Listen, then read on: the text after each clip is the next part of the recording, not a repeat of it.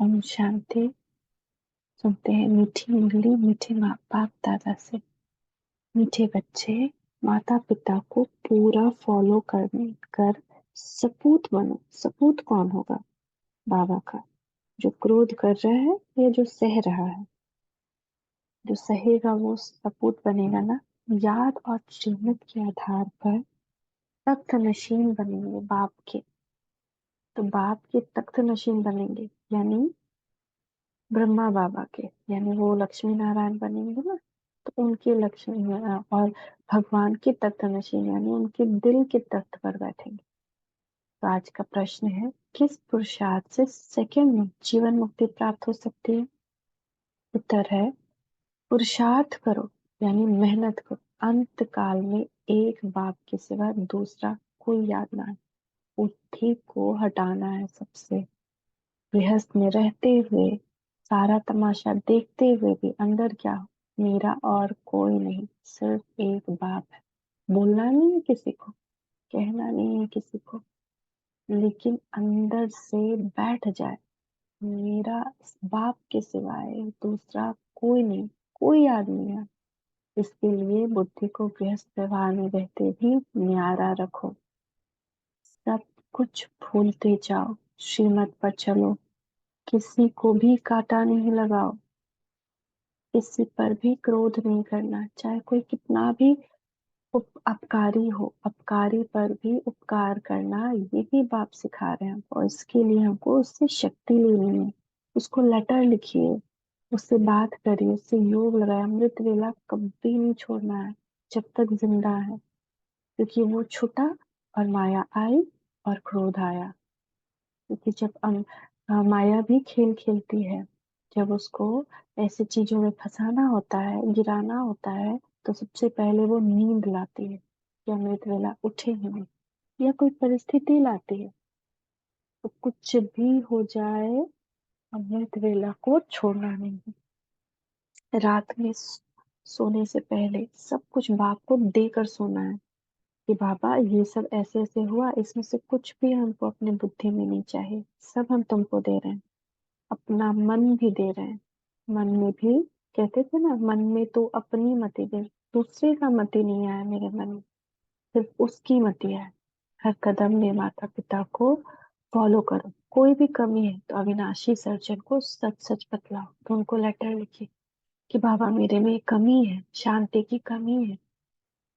क्रोध को हटाने के लिए पानी को 21 बार, बहुत ज्यादा क्रोध है तो मैं शांत स्वरूप आत्मा हूँ, परम पवित्र हूँ, ऐसे कर करके चार्ज करके पीना है।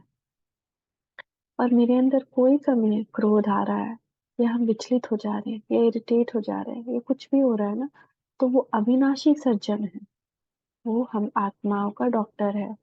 उसको बताना है, सच सच बताना है कि मुझे शक्ति चाहिए बाबा, कि मैं इस परिस्थिति से उबर पाऊं, इसको फेस कर पाऊं। कभी ये नहीं मांगना चाहिए कि इसको ठीक कर दो, उसको ठीक कर दो।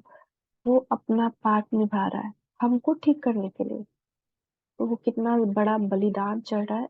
ऐसे देखिए, हम सब जो देवी देवताएं हैं, उनको उभर कर आना है। जैसे पत्थर है, उसको मूर्ति बनाना है तो हथौड़ी छैनी चाहिए।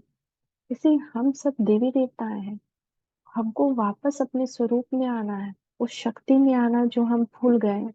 उस शक्ति में आने के लिए भगवान आया है। और सबको, डायरेक्टर वही है ड्रामा का। जो डायरेक्टर हो अपने बच्चों के लिए कुछ बुरा लिखेगा क्या? लेकिन वो सोचिए कि इतनी आत्माएं जो हमारे आसपास बुरा कर रही हैं, वो हम पे बलि चढ़ गई हैं। वो हमारी भक्त हैं। वो आज क्रोध करके हमारी सहनशीलता, सामना करने की शक्ति, सभी शक्तियों को जगा रही है। वो खुद पाप कर रही है। तो इसका मतलब सोचिए कि वो कितनी बड़ी कुर्बानी दे रही है। वो देवी देवता नहीं बन रही है, बल्कि हमको बना रही है। तो उसको उस नजर से देखिए, दया की दृष्टि से, कि वो तो लास्ट में सजा खाएगी हम पे कुर्बान होने के लिए, कि वो हमको उभारने के लिए खुद कुर्बान हो रही है। उसको आत्मा देखिए, वो परवश देखिए, माया के परवश है। किसी आत्मा में कोई भूत घुस जाए, तो वो कभी अपना कंट्रोल नहीं कर सकता, चाहे कोई भी हो। वो वही करता है जो वो करवाता है। वैसे ही क्रोध, बाबा कहते हैं ये जो भटकती आत्मा है, इससे खतरनाक होता है काम क्रोध का भूत। ये जब पर कंट्रोल कर ले किसी को तो कभी हो ही नहीं सकता, खून का नदी बहाता है। इसी क्रोध की वजह से तो महायुद्ध होता है, काम की वजह से। काम महाशत्रु है। ये दुनिया इतनी पतित हो गई कि काम और क्रोध में, बाबा कहे हैं कि इस अगर पूरा दुनिया बॉम्ब में, परमाणु बॉम्ब में नहीं मरा तो काम क्रोध की अग्नि में जलकर मर जाएगा, भस्म हो जाएगा, और ऑलरेडी भस्मीभूत है।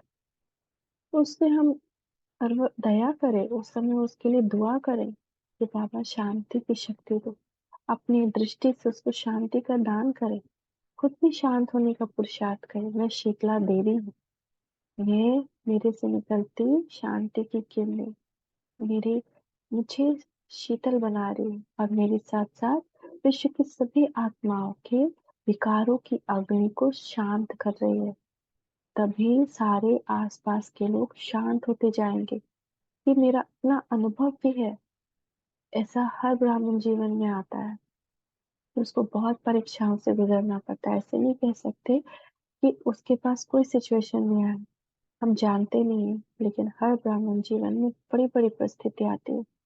उसका सामना जब वो करता है तो धीरे धीरे धीरे भगवान की शक्ति से वो फिर शांत होते जाता है। जब हम शांत हो जाएंगे ना, तो सारी परिस्थिति शांत हो जाएगी, हम चेंज हो जाएंगे, सब चेंज हो जाएंगे। इसीलिए बात कहते हैं स्व परिवर्तन से विश्व परिवर्तन।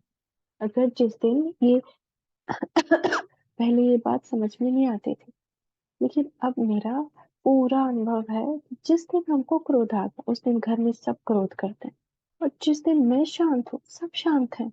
ये आपको फील होगा जब उस शांति की स्थिति में योग पावर आपके अंदर आ जाएगा, योग बल आ जाएगा। तो ज्ञान और योग दोनों बहुत जरूरी है। अव्यक्त मुरली सुनिए, पढ़िए, जहाँ मुरली का चिंतन होता है शाम में वहाँ ज्वाइन करिए। बुद्धि को ताकत चाहिए, मन को भी बिजी रखना है। तो योग में मन बिजी होगा, बुद्धि बिजी होगी, और शक्ति मिलेगी। तभी हम किसी को कांटा नहीं लगाएंगे। और कोई कांटा भी लगाए तो हम उसको रोक सकते हैं, निकाल सकते हैं, हील कर सकते हैं। तो ओम शांति। बच्चों को इस गीत का अर्थ समझ में आया? नई उम्र की कलियां, यह जो महिमा करते हैं, इस देश में जन्मी थी सीता। यूं तो वास्तव में मेल और फीमेल सब सीताएं हैं। हम सब क्या हैं अभी? सीताएं हैं। विकार के, रावण के गिरफ्त में है, शोक वाटिका में है। देखिए तो ये दुनिया शोक वाटिका नहीं हो गई? चारों तरफ दुख ही दुख। और रावण हम पे, हमको अपने वश में किए गए हैं। इससे छुड़ाने शिवराम आए हैं। क्योंकि सब भक्तियां हैं, भक्ति करने वाले भगवान को याद करते हैं। ये सजनिया साजन को याद करती है। किस लिए? फूल बनने के लिए। कहते भी है ना, कमल फूल समान रहना है कीचड़ में। जैसे कमल फूल रहता है, उस पे एक बूंद नहीं आ सकता कीचड़ का। ऐसे रहना न्यारा, सबसे न्यारा। ये समझ लेना है कि कोई किसी का माँ बाप नहीं है इस दुनिया में। इस जन्म में रोल मिला है, और इसी जन्म में उसको माँ बाप बनकर, भाई बनकर, पति बनकर रोल मिला है हम पे हथौड़ी छेनी चलाने का। तो ये समझ लेना है कि कोई मेरे सपोर्ट में खड़ा नहीं हो सकता। पॉसिबल ही नहीं है। ये अंतिम जन्म है, और इसी जन्म में हथौड़ी छेनी करके हमारा देवी देवता का स्वरूप उभर कर आएगा। और जो प्रजा बनने वाला, उसके साथ कोई परिस्थिति नहीं आती। जो महाराजा महारानी बनने वाला, उसके साथ एक से एक बढ़कर परिस्थिति आती है। क्योंकि उसको प्रजा को संभालना है। तो अगर वो दो तीन फैमिली मेंबर को नहीं संभालेगा तो प्रजा कैसे संभालेगा? तो इसीलिए ये सारी चीजें हमारे लिए है, हमारे भले के लिए है। अभी नहीं दिखता, बाद में पता चलेगा। बाबा कह रहे हैं अब तुम जानते हो हम आत्माओं का बाप परमात्मा है। ये सब बाप नहीं है, भाई नहीं है, एक बाप है। हम आत्मा है, यहाँ रोल कर रहे हैं, वो बाप है। उनसे स्वर्ग का वर्षा मिलना होता है, जिसको जीवन मुक्ति कहा जाता है। वहाँ कोई रावण नहीं, वहाँ कोई दुख नहीं। उसके लिए बाबा हमको ले जाने आए हैं। जीवन मुक्ति का वर्षा जरूर मिलेगा सत्युग के लिए, कलयुग के लिए नहीं। नई दुनिया शुरू होती है, कोई नाटक नया शुरू हो जाता है। दुनिया पुरानी है तो नाटक भी पुराना हो जाता है। अब यह है पुरानी दुनिया। यह दुनिया में लक्ष्मी नारायण जैसे फूल थे, नई दुनिया में लक्ष्मी नारायण जैसे फूल थे। अब तुम जानते हो हम कांटों से फूल बन रहे हैं। हम कैसे कांटे बन गए हैं? स्वर्ग के मालिक बनने के लिए अब हम फूल बन रहे हैं। कांटा वे हैं जो एक दूसरे के ऊपर काम कटारी चलाते हैं। तुमको निश्चय है कि हम आत्माओं का बाप आया हुआ है, फिर से सदा सुखी स्वर्ग का मालिक बना।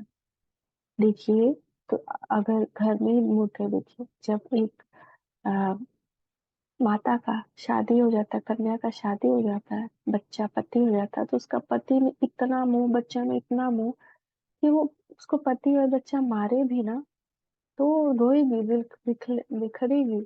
लेकिन जब उसके पति और बच्चा को कोई कुछ कहने आएगा तो वो अगेंस्ट खड़े हो जाएगी। इतना मोह अंधा कर देता है कि वो अगेंस्ट खड़े हो जाएगी। कह रहे तुम्हारा हिम्मत कैसे हुआ कि मेरे पति और बच्चे को कुछ बोलो? तो ऐसा मुंह में जकड़ा हुआ आदमी है। तो बाबा इस बहुत बार बोले हैं, ब्रह्मा बाबा, कि ये उनका अनुभव है कि किसी को बचाने जाओ, किसी को उसका पति मार रहा है, उसको बचाने जाओ तो फिर वो मेरे ही अगेंस्ट खड़े हो जाते हैं। तो ऐसा मुंह में जकड़ा हुआ इंसान आत्मा है अभी। उस पे परवश है, उस पे दया करना, उससे लड़ना नहीं, उससे बहस नहीं करना। उसको समझिए, ज्ञान की नजर से देखिए कि हाँ देखो, सच में बाबा जो कहते हैं वही दुनिया हो गया है। बंदर मिसल, जैसे बंदर छाती से चिपकाए बच्चे को फिरता है ना, वैसे एकदम बंदर मिसल। तो बाबा कह रहे हैं कि अब ये पुरानी दुनिया है, पुरानी दुनिया का नाटक भी क्या है, पुराना हो जाता है। ठीक है, तो काका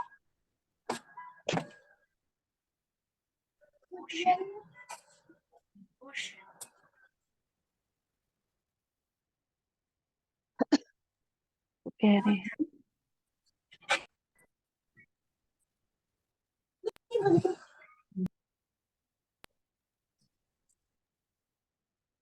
इसमें निश्चय में कहते हैं, तुमको निश्चय है कि हम आत्माओं का बाप आया हुआ है, फिर से सदा के स्वर्ग का मालिक बनाने। गड़बड़ नहीं होना चाहिए।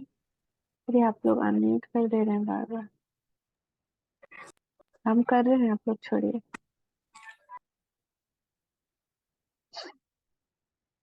तो बाबा कह रहे हैं इस निश्चय में गड़बड़ नहीं होनी चाहिए, ये निश्चय हमेशा रहना चाहिए कि बाप आया है हमको स्वर्ग का मालिक बनाने, बनाएगा ही। हम पिछले 5,000 साल पहले विजयी बने थे, फिर विजयी होंगे। बाप ने आकर इनको, दादा को भी समझाया, ब्रह्मा बाबा को। ये कहते थे बरोबर हम नहीं जानते कि हम पहले सत्युग में धर्मात्मा थे। धर्मात्मा उनको कहा जाता है जो काम कटारी नहीं चलाते। धर्मात्मा सिर्फ उसको नहीं कहते जो दान पुण्य करते। मनुष्य जो कुछ भी करते हैं उनका फल दूसरे जन्म में मिलता है। पर इनडायरेक्ट दान करता है, ईश्वर अर्थ दान करते, जैसे कोई कृष्ण अर्थ भी करते हैं। परंतु श्री कृष्ण को गीता का भगवान समझने के कारण मुझारा कर दिया। भगवान कहते हैं मैं भारत में ही आया हूँ, तुम बच्चे जानते हो हमारा बाप परम धाम से आया है। हमको कहते हैं बच्चे, अब नाटक पूरा हुआ, हो गया नाटक जितना होना था। अब बस मुझे याद करो, तुम ही सो लक्ष्मी नारायण थे। त्रेता में है राम सीता। श्री कृष्ण का युग तो कोई अलग नहीं है, उन्होंने द्वापर में डाल दिया। ये फिर होगा, फिर से सब लोग ये गलती करेंगे, फिर से ये सारी चीजें आएंगी। अगर आज हम किसी परिस्थिति से हार जाते हैं तो 5,000 साल बाद फिर हारेंगे। तो हारना नहीं, शांत रहना। आज हम क्रोध कर रहे हैं तो 5,000 साल बाद फिर करेंगे। तो एक एक चीज अभी रिकॉर्ड हो रहा है ड्रामा का, जो फिर रिपीट होगा। तो अभी की रिकॉर्डिंग को अच्छा बनाना है। जब ये दुनिया एक्ट ड्रामा है और हम सब एक्टर हैं, तो क्यों ना हम अपना अच्छा एक्टिंग करें, बेस्ट एक्टिंग करें, और बाबा से बेस्ट एक्टर का रिवार्ड लें। तो वो भी शक्ति भी बाबा से ही मिलेगा, ऐसा अच्छा एक्टिंग करने के लिए। तो बाबा कहते हैं कि बाप बैठ बच्चों को शास्त्रों का सार समझाते हैं, यानी कोई गीता आदि हाथ में नहीं उठाए, मुझे तो ज्ञान का सागर कहते, मुझे भक्त ऐसे ही कहते, सत्य है चैतन्य। मनुष्य जो बहुत वेद शास्त्र आदि पढ़ते हैं, उनको शास्त्रों की ऑथोरिटी कहा जाता है। अब ये वेद शास्त्र आदि कहाँ से शुरू हुए? भक्ति मार्ग से। वे ड्रामा आदि अनादि बनाया हुआ है। ऐसे नहीं वेद शास्त्र अनादि कहेंगे, नहीं, वेद शास्त्र सतयुग में नहीं होते। अगर अनादि कहें तो सतयुग से लेकर कहा जाए, मगर सतयुग में तो वेद शास्त्र होते नहीं। ये तो भक्ति मार्ग से शुरू होते हैं। अब बाप की बुद्धि में है, अब कि मैं ज्ञान का सागर हूँ, इस बुद्ध मनुष्य सृष्टि को मैं ही जानता हूँ। बाप आकर अपना परिचय देते हैं। ये सृष्टि चक्र कैसे फिरता है, 84 जन्म कैसे भोगते हैं, तुम जानते हो। 84 जन्म सतो रजो तमो में बांट जाते हैं। तो हमने रोल किया, हमने पाप किया, जब इस लास्ट जन्म में सब चुकतू करना है। चुकतू करने का बार बार बाबा बताते, दो तरीका है, या तो मेरी याद में रहो तो सब खत्म हो जाएगा, फिर तुम्हारे सामने परिस्थिति नहीं आएगी, बीमारी नहीं आएगी। लेकिन अगर मेरी याद में नहीं हो तो जल्दी जल्दी चुकतू करने के लिए जल्दी जल्दी मरना भी पड़ सकता है। देखिए अभी बच्चे जन्म ले रहे हैं कुछ बीमारी के साथ, फिर मर जाए, फिर जन्म लेंगे, फिर मर जाए। या फिर कोई परिस्थिति ऐसी आती है, जैसे कोई क्रोध कर रहा है, गाली दे रहा है या कुछ, तो परिस्थिति आ रही है हमारे कर्म को चुकतू करने। इन सब से बचना है तो योग बल से अपने पाप विकर्म को विनाश करना है। अरे बाप ने आकर ब्रह्मा द्वारा ये यज्ञ रचा है, शिव बाबा द्वारा हम ब्रह्मा के बच्चे बने, वह हो गया दादा।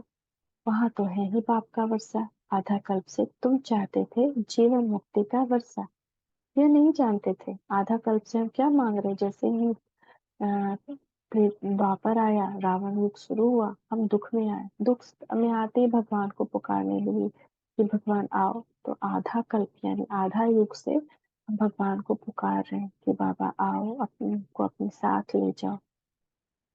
जीवन मुक्ति के लिए पुकार रहे, मुक्ति दो, जीवन मुक्ति दो।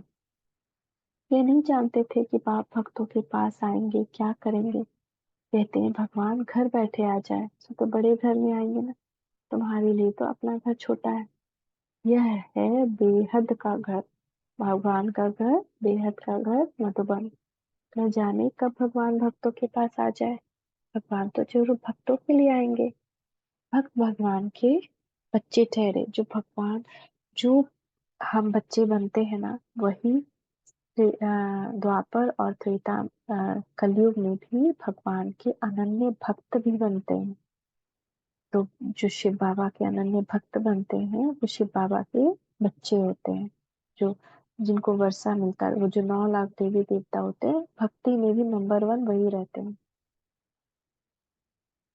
तो बाबा कहते हैं कि ऐसे नहीं सब भक्तों में सब भगवान है, नहीं। बाप डायरेक्ट बात समझाते हैं कि मैं आऊंगा जरूर, आकर बच्चों को सुख दूंगा। मनुष्य विलायत से आते हैं तो बड़ी वंडरफुल सौगात लाते हैं। बाप कहते हैं मैं तुम्हारे लिए वैकुंठ सौगात लाया हूँ, वहां विष नहीं मिलेगा। इस ज्ञान अमृत पीने से तुम स्वर्ग में जा सकते हो, तो जरूर जहर छोड़ना पड़ेगा। मैं कोई सन्यासियों उदासियों में सिर्फ पुस्तक नहीं उठाता हूँ, मैं तो शांति धाम सुख धाम का मालिक बनाने के लिए रास्ता बताता हूँ। हे मेरे लाडले बच्चों, परदेसी बाप आत्माओं से बात करते हैं, और कोई ऐसे नहीं कहेंगे कि मैं परमात्मा हूँ। तुम आत्माओं से बात करता हूँ, वह तो कहते हैं अहम परमात्मा तत्व। बाप बाप को वर्षा देंगे क्या? बाप जरूर बच्चों को वर्षा देंगे। तुम्हारी कितनी विशाल बुद्धि बनी। बाप आकर बुद्धि का ताला खोलते हैं। बुद्धि में मूल वतन सूक्ष्म वतन याद है, यह है स्थूल वतन। तुम अब बन गए हो त्रिकालदर्शी, तीनों लोकों तीनों कालों को जानते हो। यह है डिटेल की बातें। नट छेल में तो है ही ये दो बातें, बाप और वर्षे को याद करना है। याद की चाट पर ही मदार है, कितना हम याद रखते हैं। बाबा को कितना याद करते हैं, जितना याद करेंगे ना माया से बचे रहेंगे। जैसे ही हम अपने आप को आत्मा नहीं देह समझते हैं, माया के अंदर आ जाते हैं। वो वक्त का इंतजार करती है माया कि कब ये अपने शारीरिक ये में है, अपने आप को आत्मा नहीं समझ रहे, उसी वक्त आते हैं। इसलिए चार्ट रखना है कि हम पर घंटे का चार्ट रखें, इस घंटे में हम आत्मा समझे हमको, अपने आप को, जो ट्रैफिक कंट्रोल बजता है उस पे चेक करें। क्या हम अपने आप को आत्मा समझ रहे हैं? क्या बाप को याद कर रहे हैं? घर में रहो, युक्ति से चलो।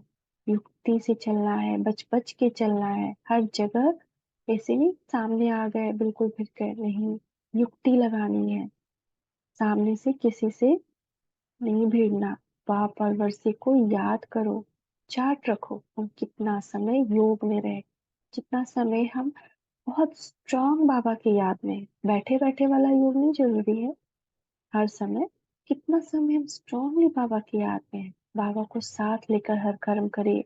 आओ बाबा बर्तन धोते हैं, आओ बाबा चलो ये सफाई करने चलते हैं। एकदम निरंतर याद में रहना है, बातें करते रहते हैं मीठी मीठी। बाबा आपने तो आज मुरली में ये कहा है ना, याद करें। तो वो बाबा का योग ही है। बाबा को याद करने से वर्षा जरूर मिलता है, पाप कटते जाता है और फिर माया नहीं आती। बाप तो बहुत सहज कर बतलाते हैं, परंतु कोई याद करे भी ना, माया एकदम भुला देती है।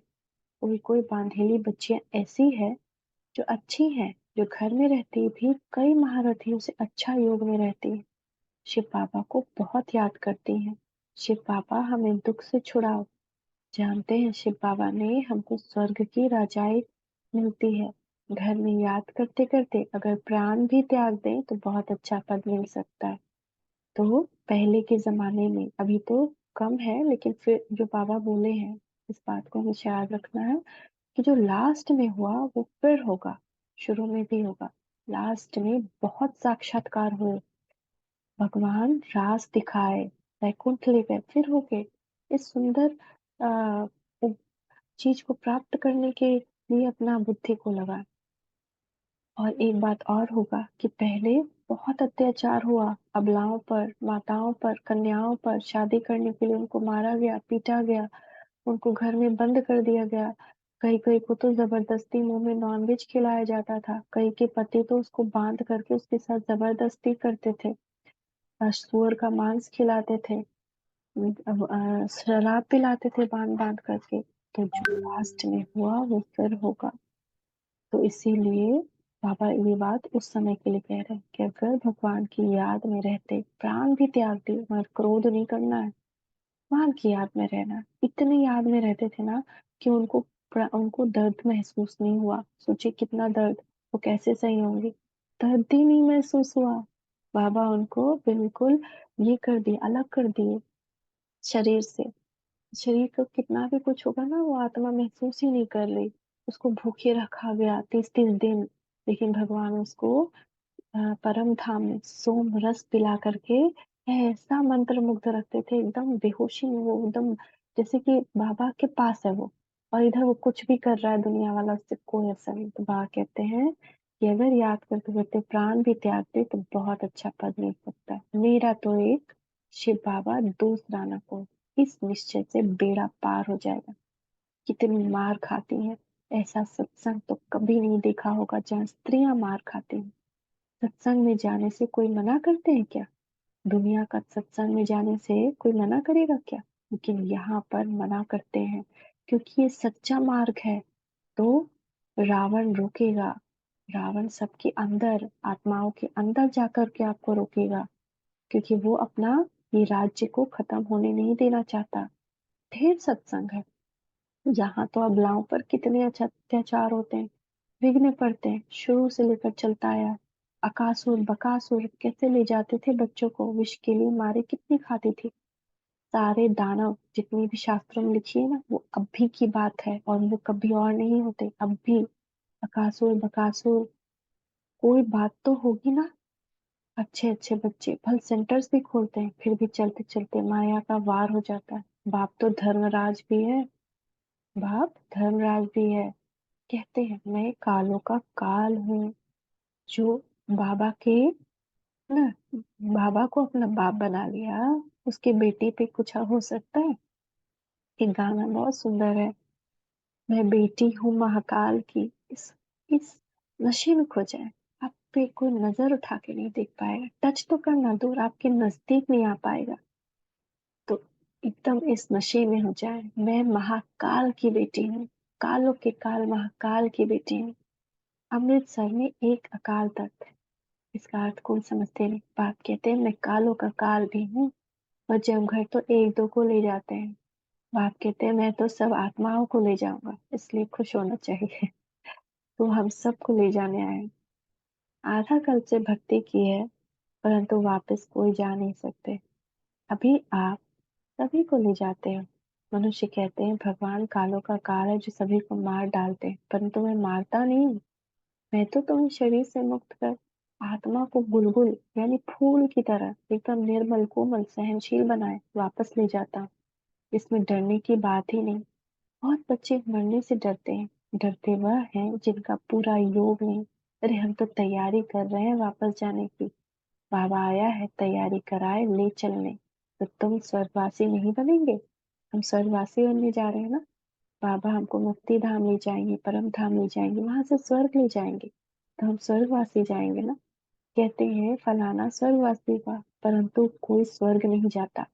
स्वर्ग तो भारत में ही था, वह था सतयुग। कलयुग में स्वर्ग कहाँ से आया? अखबार में डालते हैं फलाना वैकुंठ गया, उनको श्राद्ध खिलाते हैं। और स्वर्ग तो भारत था, वैकुंठ में तो अथाह वैभव है। फिर तुम उनको क्या खिलाएंगे?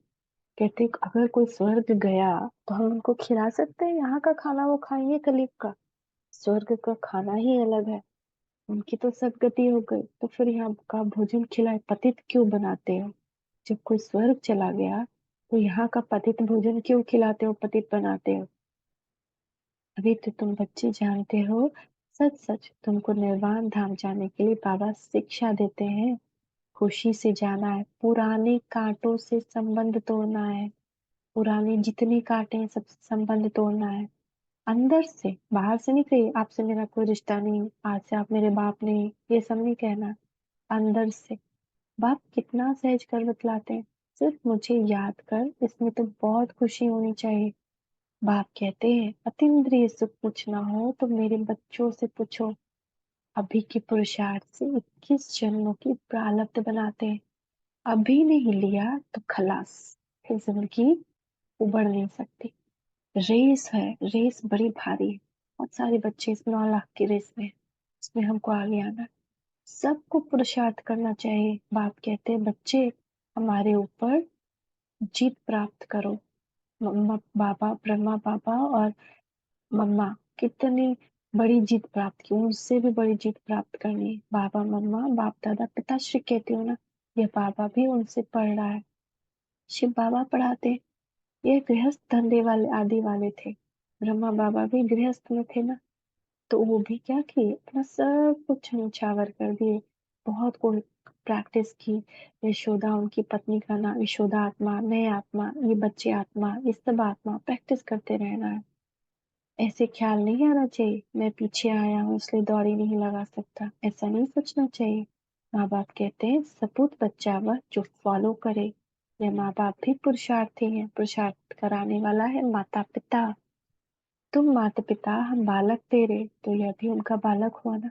यह भी गृहस्थी था, तुम भी गृहस्थी हो, है बड़ा सहज। इसमें भी कन्याओं का तो अहो सौभाग्य, उनको झट बचा लेते हैं। 5 विकारों की सीढ़ी नहीं चढ़ना है। बाल ब्रह्मचारी भीष्म पितामह का मिसाल है ना, ये राजयोग है। तुम जानते हो हम भविष्य राजाई पाने लिए पुरुषार्थ कर रहे हैं। मम्मा पापा भी पुरुषार्थ कर ऊंचे से ऊंच पद पाते हैं, तो उन्होंने क्या पद पाया? पहले लक्ष्मी नारायण का पद पाया, तो कितनी बड़ी बात है। कल्प पहले भी उन्होंने पाया था। कहते हैं लाडले बच्चे तुम हमारे तख्त का मालिक बनने के लिए पुरुषार्थ करो। मम्मा पापा कहते हो तो क्यों नहीं पुरुषार्थ करते हो? कोई तकलीफ हो तो बाबा को बताओ, इस कारण पुरुषार्थ कम चलता है। बाप है विनाशी सर्जन। बाप कहते हैं सब प्रॉब्लम बाप से बताओ, लेटर लिखिए। आज इस आत्मा ने, इससे मुझे ये तकलीफ हुई, मैं इसमें क्या करूं बाबा? मुझे इससे उबरने की कोई तरकीब बताओ। इसे लेटर लिखिए, वो इलाज करेगा। बाकी कोई भी तकलीफ हो तो चाहे लिखो चाहे चम सम्मुख आकर पूछो, बाप राय देंगे। मुख्य बात है बाप और वर्षे को याद करना। नटशेल में यह काफी है। सेकंड में जीवन मुक्ति पाने का पुरुषार्थ करते करते इतना याद करना है कि अंतकाल और कुछ याद ना आए। गृहस्थ व्यवहार को भूलते जाओ। कहते हैं मंजिल तो बड़ी है, और विश्व का मालिक बनना है। लड़ाई में कितनी मेहनत कर हद की बादशाही लेते हैं। तुम तो स्वर्ग में विश्व के मालिक बनते हो, और क्या चाहिए। हमको कितनी बड़ी चीज मिल रही है, ऐसा तो दुनिया में किसी को नहीं मिलता। तो हमको तो उसके लिए और अच्छा बनना है ना। इतना मीठा बाप दुनिया में और किसी का नहीं होता, जो खुद कहते हैं कि बच्चे तुम मुझे जितना याद करते हो उसका पद्मों पदम गुना मैं तुम्हें याद करता हूँ। परंतु हम क्या किए, इस बाप के नाम रूप देश काल को भूल गए। बरोबर शिव हम आत्माओं का बाप स्वर्ग का रचता है, तो स्वर्ग का ही वर्षा देंगे ना, ये भूल गए। अगर किसी का बाप बर्तन बनाता है तो उसको गिफ्ट देना चाहे तो क्या देगा, बर्तन देगा। तो उसी तरह वो हम सबका बाप स्वर्ग का रचना करता है, तो हमको स्वर्ग देगा ना। इसको सेकंड में भी तीर लग सकता है।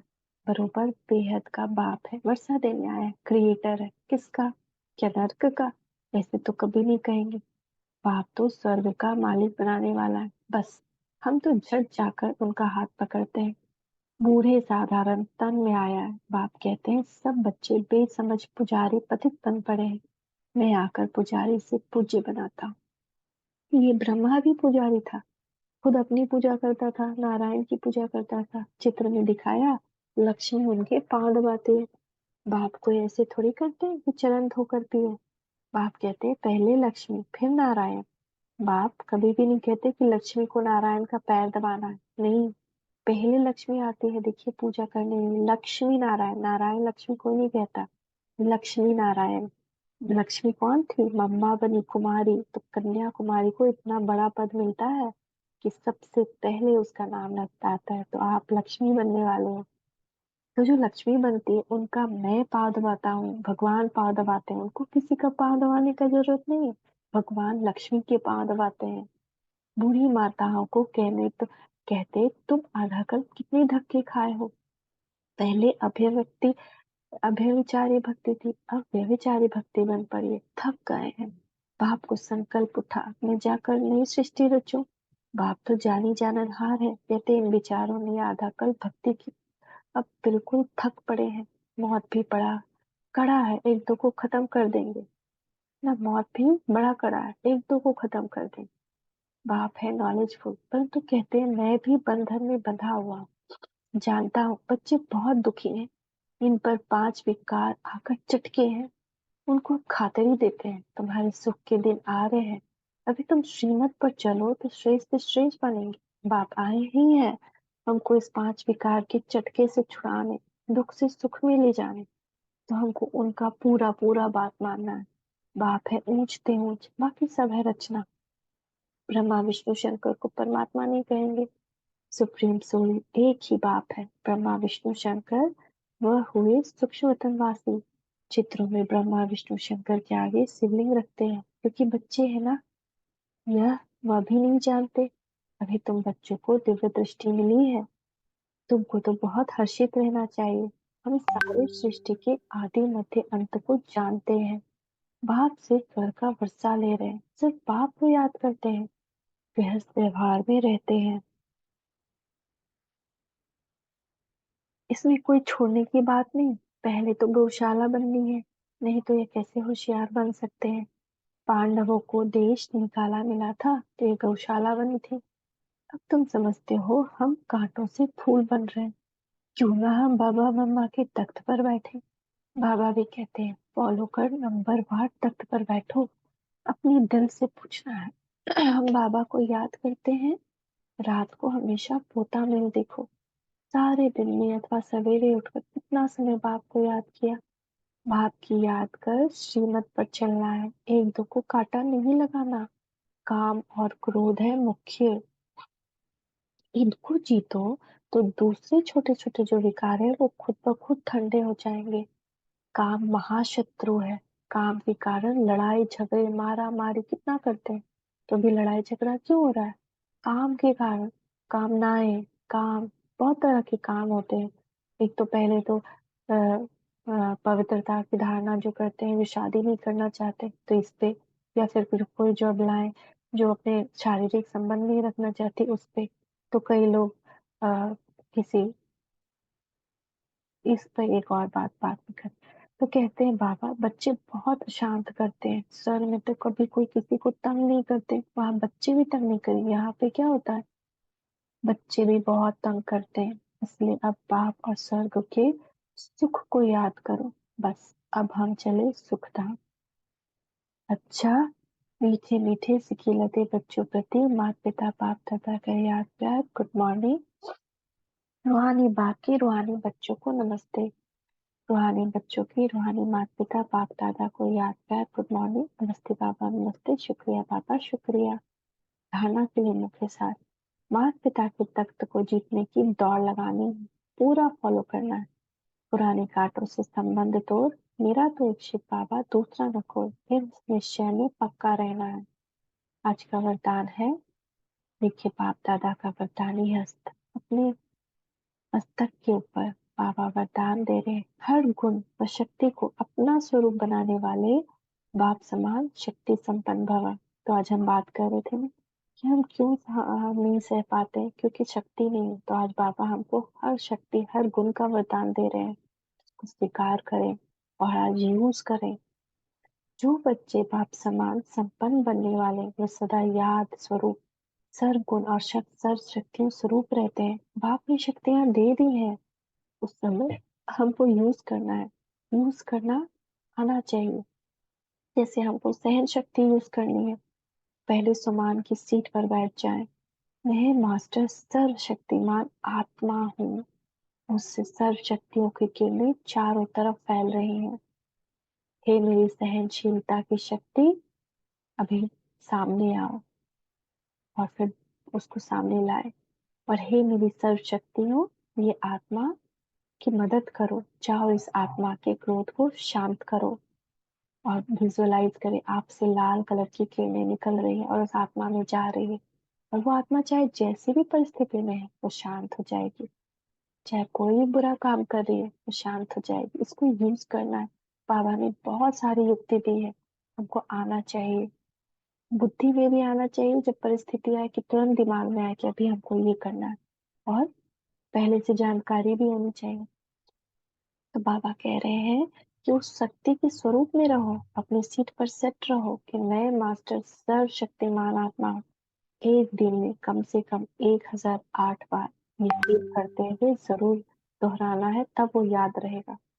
स्वरूप का अर्थ है अपना रूप वह बन जाए, हम वैसे बन जाए। गुण व शक्ति अलग नहीं हो, लेकिन रूप में समाये हुए हो।